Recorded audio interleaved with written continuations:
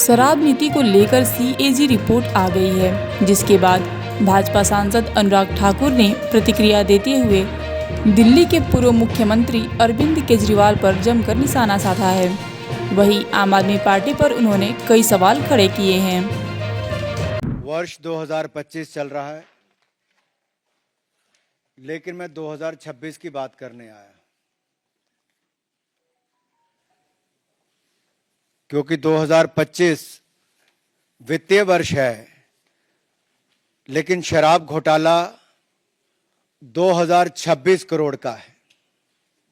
जी हां, दिल्ली शराब घोटाला 2026 करोड़ राजकोषीय घाटा हुआ है। आप याद करिए, आम आदमी पार्टी ने कहा था पाठशाला बनाएंगे, पाठशाला तो नहीं मधुशाला बनी। ये झाड़ू की बात करते थे, झाड़ू से दारू पे आए। ये स्वराज की बात करते थे, स्वराज से शराब पर आए। ये यात्रा जो 10 वर्षों की है, वो घोटालों की है और आपके पाप की है। और ये आपका पाप एक नहीं, अनेक घोटाले।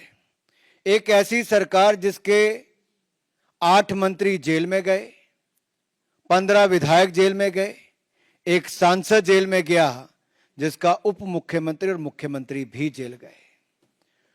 हिंदुस्तान के आजादी के बाद कोई ऐसी सरकार नहीं होगी जिसने इतने पाप किए होंगे जितने आपने किए। इसलिए आपदा का जाना जरूरी है।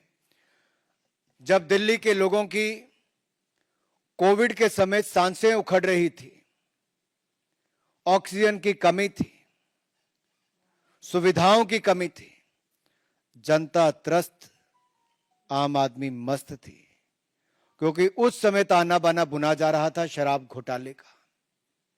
जी हां, वही मधुशाला जो पाठशाला की जगह खुली, जो एक शिक्षा मंत्री ने नहीं, शराब घोटाला करने वाले मंत्री ने दी। और इसके पीछे अगर आप जाएंगे डिटेल में, तो 10 फाइंडिंग्स जो हैं, C&AG की रिपोर्ट की जो 10 फाइंडिंग है, वो बहुत डिटेल में कहती हैं सब कुछ। मैं एक एक करके आपको बताता हूं। पहली फाइंडिंग क्या है?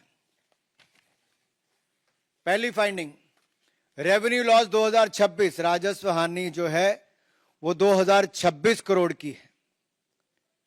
और इसके कारण दूसरी finding, deviation from the objectives of policy, नीति के उद्देश्यों से विचलन होना। तीसरा, expert panel recommendations ignored bye GOM, विशेषज्ञ पैनल ने जो अपनी राय दी, सुझाव दिए, उसको GOM ने, ग्रुप ऑफ मिनिस्टर्स ने नजरअंदाज किया। और चौथा जो है, all entities allowed to bid despite complaint, शिकायतों के बावजूद संस्थाओं को बोली लगाने की अनुमति दी।